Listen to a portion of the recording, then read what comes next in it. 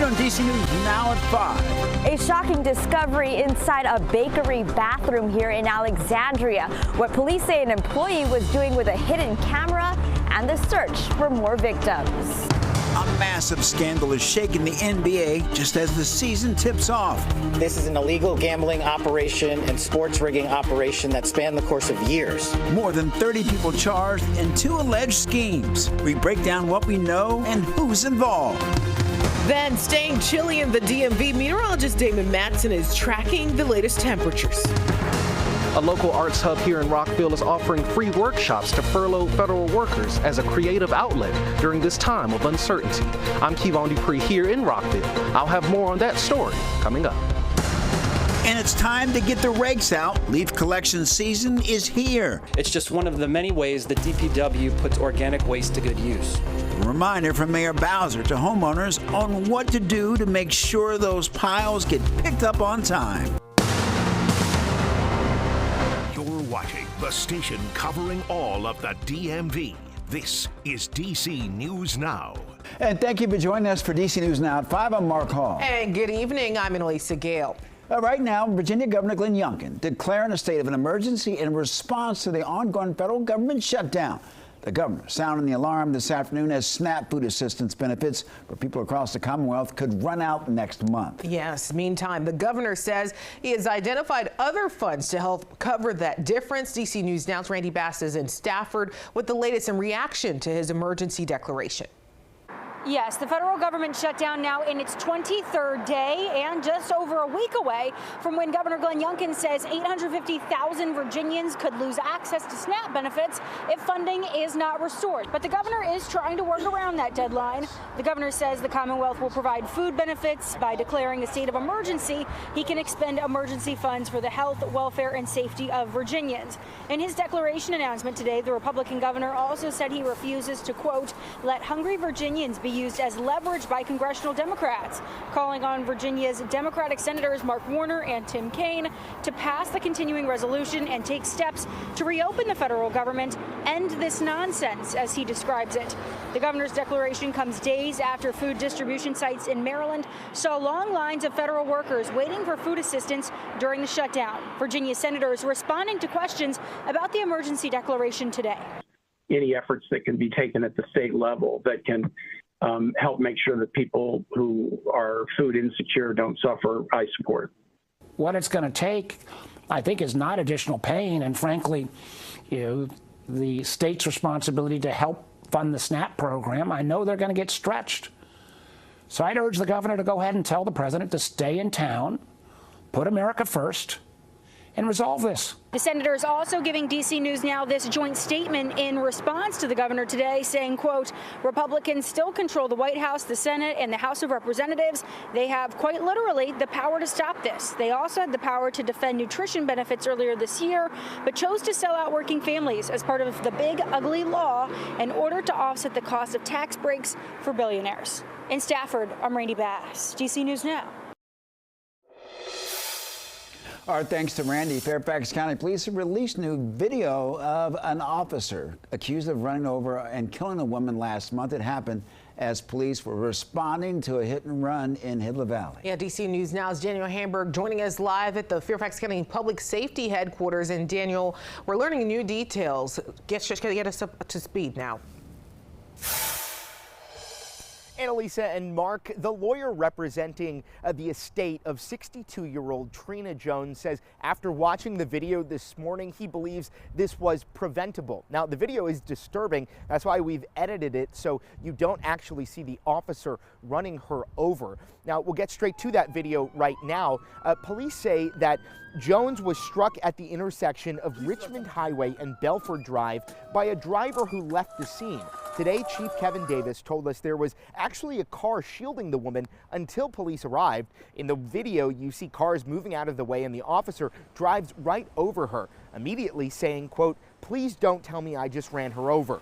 Davis says Officer Jalen Phillips, a 2-year veteran of the department, was going somewhere between 14 and 17 miles per hour when this happened. Certainly for Trina Jones, that outcome was not an outcome that anyone intended, to include our officer, who is a stellar young police officer assigned to the Mount Vernon district. It's a traumatic incident for him. Watching the video, it's very clear that the view was completely unobstructed from this young officer as he approached the scene. He knew exactly where the intersection was. Now take a look at this picture of the car police are still looking for, this 2016 black Mercedes C300 that initially struck Jones, wounding her but not killing her. Police are still investigating, trying to find that car and that driver. Meanwhile, the Cochran firm, which is, you heard from the lawyer representing Jones's estate, they say that they are pursuing a civil litigation as well. We're live in Fairfax County. Daniel Hamburg, DC News Now. All right, Daniel, thank you. Disturbing discovery by a mother and her 3-year-old after finding a hidden camera inside of an Alexandria bakery bathroom. Alexandria police charged a 20-year-old employee there. DC News Now's Liberty Simmons has much more on the story. Well, police say the suspect turned himself in. They executed a search warrant on his phone and say they found a recording with multiple victims.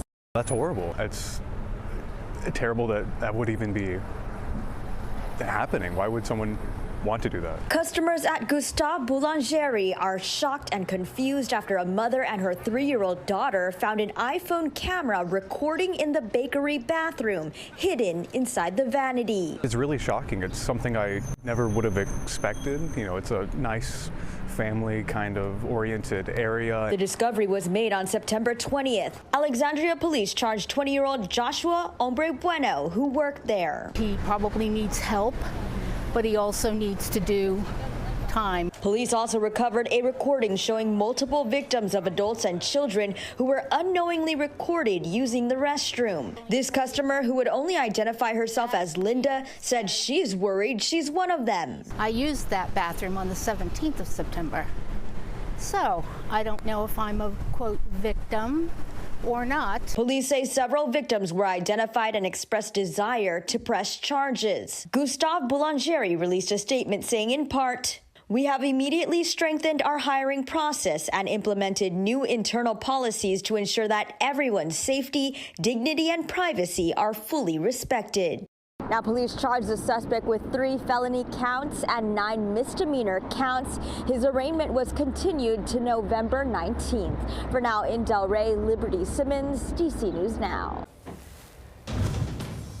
All right, turning over to meteorologist Damon Matson now. Damon, definitely feeling the chill at night lately, for sure. Yeah, it's definitely showing up a lot more so here as we get into these final days of October. I mean, rightfully so. We do expect this to a degree, but it seems like we are leaning a little bit more into these chillier temperatures here pretty consistently anyway, as compared to prior years when we were always back and forth up until we got into November. Now today, we did see those temperatures make a bounce back into the 60s from DC southward. Does this sound like a familiar story? We had sort of the similar setup yesterday, and as you go off to the north and west, the chillier readings were amplified a bit by, yes, still some blustery winds and cloud cover, mid-50s. That is all the warmer it got up across portions of north central, western Maryland over toward the eastern panhandle. So yeah, it's rinse and repeat, folks. As we head into the night tonight, those temperatures will be tumbling off pretty quickly